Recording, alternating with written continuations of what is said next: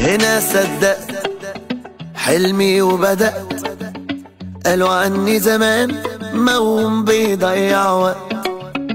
لا يوم سلمت ولا استسلمت، ووقعت وقمت وامبارح غير دلوقت. هنا قلبي من جوا ده اللي بيديني القوة، في طريقي مشيت واديني ثبت.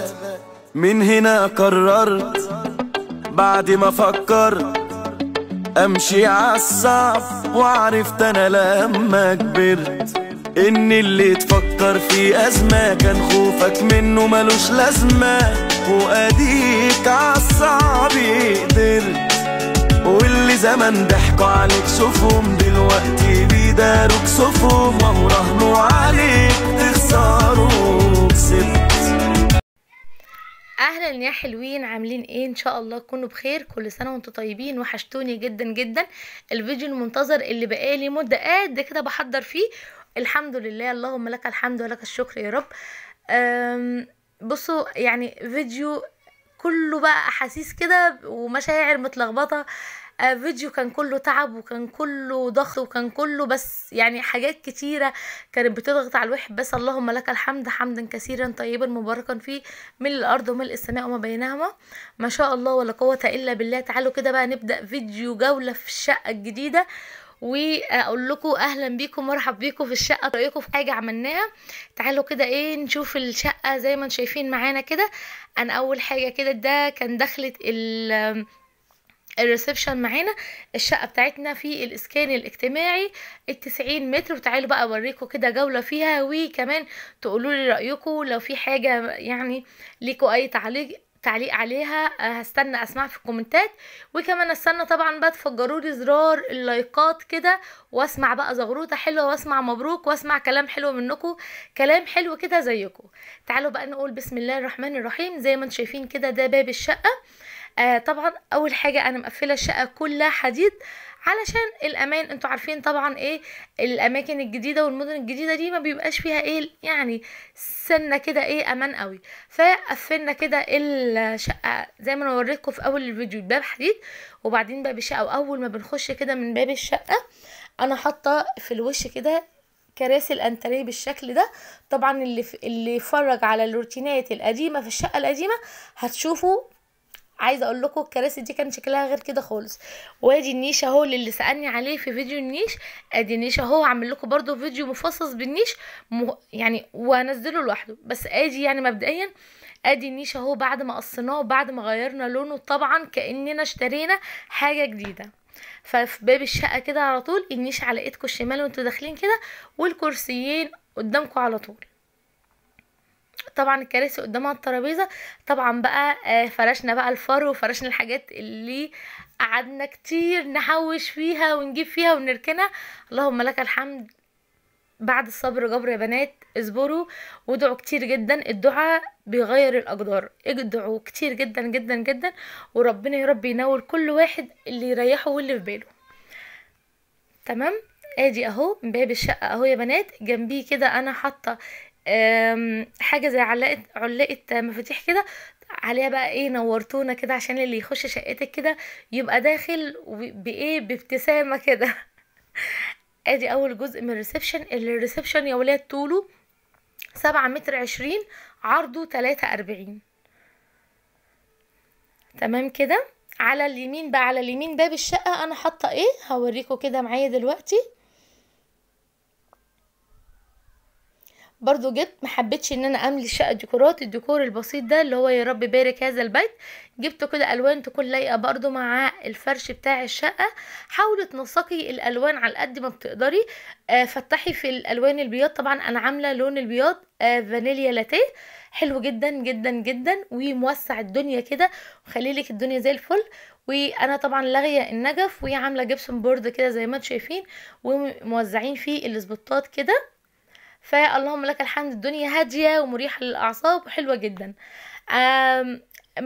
اللي هيعمل حاجه ما يعملش غلطه. احنا كنا قايلين للصنايعي بتاع الجرد ان هو يعمل لنا بيت ستاره على البلكونه وبيت ستاره على الطرقه، بس هو تقريبا نسي اللي هي على الطرقه دي. بس ما علينا، تمام، مفيش اي مشكلة. بس وده وادي كده زي ما انتم شايفين الكنب الناحية التانية. يبقى دخلت الباب على ايدي اليمين في الجزامة وفي سلم الديكور، وبعدين بندخل بقى لناحية البلكونة. انا عاملة الكنب حرف ال زي الركنة كده، وهو ده انسب حاجة لقيته مع العفش بتاعي، لان انا الانتريه بتاعي كبير جدا، يعني لو حطيته كده قصاد بعضه مش بياخد سجادة في النص غير حاجة صغيرة خالص. وادي كده البيت الستاير بتاع البلكونه. هعمل لكم فيديو مفصص برضو للبلكونه، عشان لسه في ديكور كده هنعمله، بس قلت بقى لا ده هعمله معاكم. ما قدرتش ان انا اصور وانا بفرش الشقه بصراحه، ان انا قلب بالي كده شهرين ولا حاجه، بس كان الدنيا مهلكه بصراحه. فقلت لا انا هنزل لكم بقى بفيديو جوله في الشقه، وبعدين استنوا بقى اجمد روتينات واحسن روتينات ان شاء الله نعملها مع بعض. ادي كده هنا بقول لكم على الستاره. هنا زي ما انتم شايفين الكنبتين حرف ال، وقدامهم المكتبه كده بتاعه الشاشه، وعليها الشاشه كده حاجات بسيطه جدا جدا. زي ما انا قلت لكم انا عامله ديكورات بسيطه جدا، مش ماليه الحيطان براويز وجات، لا خالص. انا مخليه الدنيا سيمبل وساده وحلوه كده، بحيث ان انت عينك ما تزهقش من كتر الحاجات اللي موجوده عندك. بس فعايزه برضو رايكم تقولوا لي لو لكم اي تعليق على حاجه، احنا ممكن نشوف كده في الكومنتات ونظبطها مع بعض، وطبعا هاخد برايكم اكيد، يعني هستنى رايكم تقولوا لي. طبعا اللي انا فرشاه في الارض ده يا بنات، عشان لو حد سالني عليه، ده بديل السجاد التركي، حلو جدا جدا جدا جدا يا بنات. اخدت لكم بقى كده رسمه السقف. انا عامله داير ما يدور جبسن بورد، وعامله في النص كده حرف ال بس عكس، يعني اللين، ودول بدل النجف. في بقى ناس بتشيل اللي في النص ده وبتحط برضو ايه نجف، بس انا ما حبيتش، يعني خلاص بقى النجف، يعني بحس ان انا يعني خلاص بقى يعني حاجة معتاد النجف، لكن احنا نغير كده شوية. ادي اهو باب بالبلكونة الموتيل، وقدامه برضو باب حديد. زي ما انا قلت لكم اهم حاجة ان انتوا تأمنوا الشقة حديد كويس جدا جدا.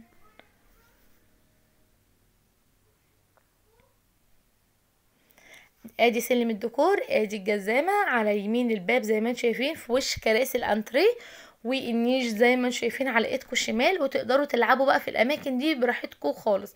طبعا انتوا عارفين احنا بنحب التجديد والتغيير، فاكيد برضو هنغير انظمة، وده كله بقى هعمله معاكم ان شاء الله. اي حد عنده سؤال او استفسار يقول لي، وانا هرد عليكم يعني بالتفصيل الممل. ادي الريسبشن بحاول اخده لكم كله كده مع بعض. ما شاء الله ولا حول ولا قوة الا بالله، جميل جدا جدا جدا يا بنات. المساحة الى حد ما حلوة، مش ضيقة لو انت استغلتيها صح.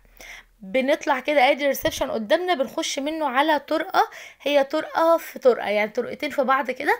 انا حاطه الثلاث براويز دول كده في الطرقة كده قدام باب المطبخ على طول. اول ما بتخش في الطرقة عندي المطبخ على الايد الشمال، وزي ما انتم شايفين كده الثلاث بيبان بتوع الاوض والحمام.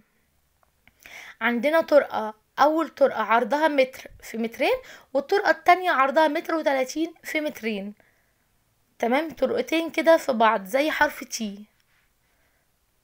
انا واخداها لكم واحده واحده برضو. الشقه كلها عامه احنا لفينا بالجبسن بورد كده، وشفتوا بتاعه الطرقه. بنخش على ايدينا الشمال اول ما بندخل من الريسبشن على المطبخ. لو انتي امامي هيبقى هيبقى ايه المطبخ على ايدك اليمين، لكن انا خلفي فالمطبخ على ايدك الشمال. حبيت بقى احط في المطبخ برضو، احنا عاملين فيه جبسن بورد كده، حاجات بسيطة خالص كده، علشان البلكونة الصغيرة كنا عاملينها حتة فلات كده جبسن بورد. وادي بقى حط عليه ديكورات بسيطة جدا، وحاجات بقى حلوة كده ورقيقة. ويعني بصوا بقى، انا بقى حابة الالوان الباستيل اللي هي البينك، الابيض، اللي هو المينت جرين. الالوان دي كلها بتديكوا بقى كده طاقة ايجابية كده، وتحسسك ان انتي واقفة كده في مكان فاتح كده، والالوان فاتحة، وكل حاجة حواليكي كده ايه هادية كده ورقيقة. تمام. بس زي ما انتم شايفين كده انا مش مكتره بقى في الديكورات والكلام ده. بصوا حاجات كده على الفرن كده بسيطه. ده طقم التوابل، مش عارفه وراه كده كوستر اللي هو بتاع البيتزا الخشب، يعني فاهمين حاجات كده. وكمان لسه في الفيديوهات الجايه هنعمل تغيير برضو في الرخامه، كل يومين 3 هنغير شكلها ونشقلبه كده، علشان انتوا عارفين بقى الواحد ما بيحبش الروتين ده. انتظروا يا جماعه الفيديوهات اللي جايه دمار، فيديوهات جامده جدا. بس واديكوا شايفين كمان المطبخ الخشب بقى لونه كده اوف وايت، انا ما حبيتش اعمله ابيض علشان الابيض بيصفر، فلا عملته كده اوف وايت وغير لي شكل المطبخ خالص. لسه الرخامه ما قررتش احط عليها ستيكر ولا لا، او انا خايفه بصراحه ان انا احط عليها ستيكر يبقى شكله مش حلو، ما يطلعش بسرعه كده. انا رخامتي ليه الرخامه العاديه، بس بصراحه مش هلاقي الكواليتي بتاعتها حلوه جدا جدا. بس جنبها كده البوتاجاز، ودي البلكونه بتاعه المطبخ هعمل لكم عنها فيديو مفصل بكل تفصيله. ولسه لا بصوا في حاجات كتير، مفاجآت كتير هنعملها مع بعض، والله سايباها للفيديوهات. يعني انا كمان عامله ستاره تحت الحوض وحاجات كده، قلت لا لا لا انا هعملها معاكم. خلصنا كده من المطبخ، على ايدينا كده الشمال جنبيه على طول التويلت، ووريته لكم قبل كده. بسيط خالص، انا حتى الالوان بتاعته عاملاها كده ايه، الوان بسيطه كده، فمش حاطه فيه برضو حاجات كتير، مش حاطه فيه بقى ولا كابينه ولا بانيو ولا كده، عشان هو مش كبير قوي، فان انا اعرف اتعامل فيه. برضو الفيديو اللي تحت ده على طول هو فيديو مفصص بكل تفصيله في التويلت، لو عايزين تشوفوه اكيد تنزلوا له على طول وتشوفوه، تشوفوا كل حاجه عملناها من الالف للصفر في التويلت، وعملنا ايه وكسرنا ايه وجددنا ايه وايه الكارثه اللي كانت هتقابلنا، واللهم لك الحمد اكتشفناها. ويعني فيديو جامد جدا، ما تنسوش تتفرجوا عليه. بعد ما تخلصوا الفيديو ده تنزلوا على الفيديو اللي تحتيه، وما تنسوش اللايك بتاعكم يا جماعه. انا بصوا بقى القناه هي صغيره ومش يعني مش متشافه قوي بصراحه، فانا عايزه بقى الفيديوهات دي تكسر الدنيا معاكم. هنطلع بقى من التويلت على طول، وعلى ايدينا برضو وعلى ايدينا كده اليمين الاوضه، اول اوضه اطفال. بصوا ادي التويلت اهو، وجنبيه على طول اوضه الاطفال، دي عملتها اوضه بنتي. بصوا الاوضه حلوه جدا يا بنات، لو انتم مخلينها لطفل واحد. طبعا هي الشقه 3 اوض، فانا ما حبيتش اعمل اوضه ليفنج وكده، لا انا حبيت اوسع بقى. يعني احنا بنطلع من مكان مثلا ما بنبقاش بيبقى صغير علينا وكده للوسع، فانا عملت لكل ولد وبنت عندي اوضه، عملت لسليم اوضه ولجودي اوضه، بحيث ان هم يبقوا هم كمان مرتاحين في اوضهم. بصوا انا حاطه لها المكتب زي ما انتم شايفين كده اهو، وكمان السرير والدولاب، والاوضه كده او مسافه ما بين المكتب والسرير لا حلوه جدا، يعني مش صغيره، تاخد كده مثلا سجاده 1.60 في 3، او 1.60 في 2.5، يعني في الحدود دي. بس حلو قوي يا بنات. لو انتوا بقى عايزين تخلوها مثلا عندكم بنوتين، عايزين تعملوا لنا اوضه واحده، ممكن تعملوا السرير اللي هو بدورين، يبقى السرير فوق بعضه، فاهمين؟ عشان برضو يبقى معاك المساحه. بصوا ادي الاوضه اهي في وش الباب بتاع الطرقه على طول. الا برضو اللي فاكر معايا اوضه الاطفال اللي هو اللون البني المحروق ده، حولناها الابيض. عايزه اقول لكم يا بنات الابيض ده قد ايه انا كنت يعني كان فايتني كتير بجد. اللي مش عامل العفش عنده ابيض، هو عايز طول ما انت واقفه بتلمعي فيه، بس اللي مش عامل العفش ابيض فايته كتير يا جماعه، فايته الوسع، فايته لان اللون الابيض بيدي وسع جدا في المكان، فايته الرقه كده، لا حلو جدا. طبعا الحاجات دي ما نقدرش نشيلهم عشان كل الكلام ده بتاع جودي، هي يعني خلاص بقى انا سايباهم بحريتهم، في كل واحد في اوضته يحط على سريره كل اللي هو عايزه، في اوضته كل اللي هو عايزه، بس طبعا بحدود يعني. بس شايفين برضو في طرقه ما بينها وما بين الدولاب، الطرقه دي حوالي 40 سنتي، برضو مش وحشه، يعني بتقدروا تقفوا كويس. والشباك هنا ما شاء الله بقى، انا عايزه اقول لكم ميزه الاسكان الاجتماعي، الشقه بتبقى دايركت كده على يعني ايه، على ناصيه او على شوارع، فاهمين؟ يعني انت عندك بتبقى الشقه على ناصيتين. بصوا انا كده طافيه النور، وده النور بس بتاع الشمس. عايزه اقول لكم الشمس ما شاء الله تدخل في الشقه كلها. فيا جماعه لا، اللي بيخاف من الاسكان الاجتماعي ما تخافوش يا جماعه، هو والله تمام جدا وحلو جدا، بس يعني ايه، وضبوا، اصرفوا شويه. بصوا انا عايزه اقول لكم احنا بقالنا 3 سنين بنوضب. اصرفوا شويه ووضبوا، في الاخر هتلاقوا حاجه ان شاء الله باذن الله ترضوا عنها. وزي ما قلت لكم يا بنات، هو بعد الصبر جبر. اصبروا وادعوا كتير وان شاء الله ربنا يحقق لكم كل اللي انتوا عايزينه. جنب اوضه الاطفال الاوضه الكبيره، ودي خليتها غرفه النوم بتاعتي. زي ما انتم شايفين بقى انا عاملاها اللون البياض فانيليا لاتيه، نفس الريسبشن والتراب، بسيطه جدا. بصوا هي عرضها كويس جدا، طولها هو اللي مش قوي. يعني الطرقه ما بين السرير والدولاب برضو حوالي 40 سنتي، بس هنقول شغاله كويسه. لكن ما بين السريرين لا، في طرقتين حلوين، يعني في طرقه متر وتقريبا طرقه تانية حوالي 80 سنتي، فلا حلوه جدا. بصوا معظم الناس بيحطوا الدولاب ده في وش الباب على طول، لكن احنا حاولنا نظبط كده الدنيا بحيث ان احنا نخلي السرير هو اللي في الوش، عشان احط الكومود يبقى هنا الكومود جنب السرير من ناحيتين، ونحاول نظبط الدنيا على قد ما نقدر. لكن هي والله يا بنات تمام وجميلة زي ما انتم شايفين اهو، ما شاء الله حلوة جدا يا بنات. بس يعني حاولوا انتوا على حسب العفش بتاعك هتقدري تتحكمي. يعني لو اوضه النوم بتاعتك اصغر من اوضتي هتقدري برضو تخلي مثلا السرير ده جنب الحيطه اللي فيها الباب. يعني بس يعني هتعرفوا تطلعوا منها افكار كتير في العفش والحاجات دي. لا حلوه والله يا بنات. بقول لكم برضو احنا يعني عملنا الكهرباء كلها علشان نقدر نخلي السرير في وش الباب كده، غيرنا كهربة الاوضه كلها. فالله المستعان بقى. بصوا لفينها برضو كلها جبسن كده، جبسن بورد. وبرضو ما شاء الله الشمس برضو بتدخل فيها من كل الاتجاهات. لكن احنا حاولنا نظبط يعني الكهرباء، وان احنا نجيب الدولاب جنب الباب بحيث ان انا يبقى معايا الحيطه اللي هي العريضه العب فيها براحتي بقى، واحط الكومود جنب السرير. الاتنين كومود، لان الحيطه التانية هتاخد كومود واحد. فزي ما بقول لكم حاولوا انتوا بعينيكوا كده تشوفوا وتظبطوا الدنيا، باذن الله هتطلعوا احلى حاجه في الدنيا. وادي الطرقه التانية اللي هي تحت الشباك برضو حلوه ومش صغيره، يعني في حدود 70 سنتي او 80. والناحيه التانية متر، يعني الطرقه التانية اللي هي جنب التسريحه متر، واللي تحت الشباك حوالي هنقول ايه 80 70 في الحدود دي كده. طبعا من اول الفيديو ما قلتلكوش اعملوا لايك وسبسكرايب للقناه لو انتوا اول مره بتشوفوها. تابعوني يا بنات، فعلا اللي هيتفرج على الفيديو ده من غير ما يعمل سبسكرايب للقناه فايته كتير جدا جدا. تالت اوضه بقى وهي اوضه الولد عندي، اوضه سليم.